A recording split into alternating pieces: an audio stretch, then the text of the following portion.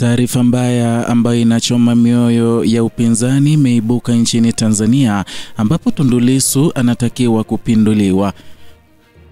Ujambo na karibu kwa taarifa zetu za Kenyascope na tafadhali kumbuka kusubscribe. Wakati macho yote ya taifa yakiwa bado yameelekezwa gerezani ambako mwenyekiti wa Chadema anashikiliwa kwa tuhuma nzito za uhaini na uchochezi, taarifa mpya imeibuka ikidai kuwa vita halisi vya madaraka vipo madarakani ama viko mahakamani bali ndani ya chama chenyewe. Taarifa iliyotolewa hadharani na Yeriko Nyerere imepasua pazia la hofu, wasiwasi na mashaka ndani ya kambi ya upinzani. Tundu Lissu kwenye nafasi ya mwenyekiti wa chama Chadema akiwa bado yuko gerezani anafaa kuondolewa kwenye kiti chake. Taarifa hii si tu gumzo la mitandaoni, ni simulizi linalogusa kiini cha siasa za upinzani Tanzania, uhai wa chama, uaminifu wa uongozi na nafasi ya mfumo wa dola katika kuvuruga harakati za mabadiliko.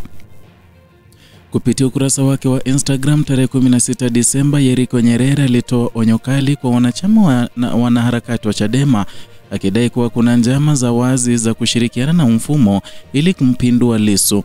Ingawa hakutaja majina ya viongozi wanaodaiwa kupanga njama hizo, uzito wa madai yake umeacha maswali mazito juu ya uhalali wa mchakato wa maamuzi ndani ya chama. Ujumbe huu uliwasilishwa kama ufichuzi kutoka kwa mtu aliyewahi kuwa ndani ya mfumo wa Chadema, na ni jambo linaloongeza mvutano wa hofu kwa wafuasi wa chama hicho.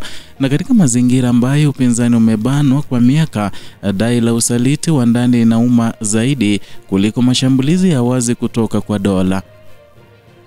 Yeriko Nyerere si jina geni kabisa katika wanachama wa Chadema. Kabla ya kujiunga na Chauma, alikuwa kada wa Chadema akishiriki harakati na mchakato ya ndani ya chama. Historia hiyo ndiyo ilifanya madai yake yaonekane kama siri iliyovuja badala ya propaganda ya kawaida ya kisiasa. Na katika siasa za Tanzania, kauli ya waliowahi kuwa ndani ya chama mara nyingi hubeba uzito mkubwa kwa sababu huonekana kuwa na ufahamu wa ndani kuhusu migogoro, mitazamo na mienendo ya uongozi. Na hii ndio sababu taarifa ya Yeriko imechukuliwa kwa umakini licha ukosefu uthibitisho wa moja kwa moja.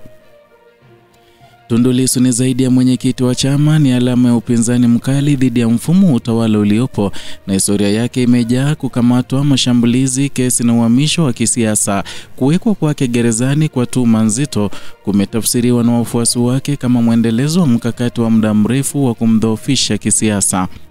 Na katika muktadha huo, madai kwamba anaweza kuondolewa kwenye wenyekiti akiwa bado anapambana na kesi yanaonekana kama hatua ya pili ya kumaliza kazi iliyoanzishwa na dola na kumuondoa sio tu kwenye uwanja wa kisiasa wa taifa bali pia ndani ya chama chake mwenyewe. Historia ya vyama vya upinzani Tanzania inaonyesha kuwa migogoro ya ndani imekuwa moja ya silaha zenye ufanisi zaidi za kudhoofisha harakati. Kuanzia mifarakano ya uongozi, migawanyiko ya kimkakati hadi mashindano ya maslahi binafsi, vyama vingi vimeporomoka si kwa kushindwa na chama tawala moja kwa moja bali na mpasuko wa kutoka ndani. Madai ya Yeriko yanapopendekeza uwepo wa viongozi wanaoshirikiana na mfumo ili kulinda maokoto, simulizi hii inaendana na mifumo ya kihistoria ya siasa za Afrika ambako dola hutumia mgawanyiko wa ndani kama njia ya kudhibiti upinzani bila gharama kubwa ya kisiasa. Chadema kwa sasa iko kwenye kipindi nyeti zaidi tangu kuanzishwa kwake. Kiongozi wake mkuu yuko gerezani, mchakato wa uchaguzi wa ndani na kitaifa unaelekea na shinikizo la nje linaongezeka. Na katika mazingira haya, mshikamano wa ndani si hiari bali ni hitaji la msingi la uhai wa chama. Taarifa zinazoashiria vikao vya siri vya kumuondoa mwenyekiti zinaleta picha ya chama kinachokosa mwelekeo wa pamoja na wakati ambao kinahitaji umoja zaidi kuliko wakati mwingine wowote. Kwa miongo kadhaa, mfumo wa utawala Tanzania umekuwa ukikosolewa kwa kutumia mbinu zisizo za moja kwa moja kudhibiti upinzani. Kesi za muda mrefu, marufuku ya mikutano na kushawishi au kuwatumia viongozi wachache wa ndani. Dai la Yeriko kwamba kuna ushirikiano kati ya baadhi ya viongozi wa Chadema na mfumo linaangukia kwenye muktadha huu mpana wa kisiasa.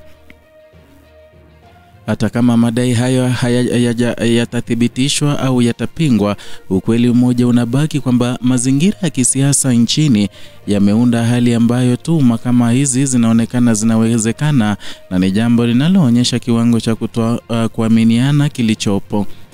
Mjadala ulioibuliwa na taarifa hii umeanza kuonyesha dalili za mgawanyiko miongoni mwa wanachama na wanaharakati wengine ambao wanahimiza ulinzi wa wenyekiti wa Lissu kama alama ya mapambano. Wengine wananyamaza na kundi jingine linaanza kuhoji mustakabali wa uongozi wa chama endapo Lissu ataendelea kushikiliwa kwa muda mrefu. Huu ni mtihani ambao hauhusu mtu mmoja tu, bali mwelekeo mzima wa harakati za mabadiliko nchini.